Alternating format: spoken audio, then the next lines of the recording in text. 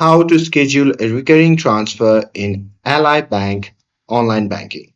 Hey everyone, welcome back to the channel.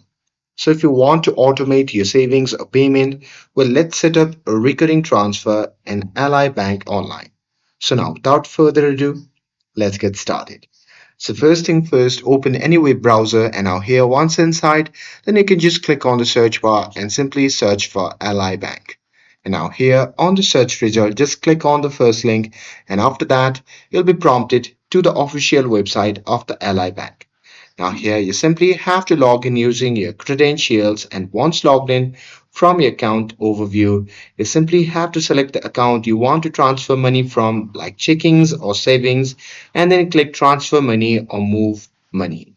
And then you can choose where the money should go, either another Ally account or an external bank account. And after that, you simply have to enter the amount you want to transfer and then under frequency, you simply have to select recurring. And there you can pick how often the transfer should happen, like daily, weekly, or monthly, and then choose a start date. And after that, you can simply review all the details carefully and then click submit or confirm to schedule your recurring transfer. And that's it. That's how you can schedule a recurring transfer in Ally Bank online banking.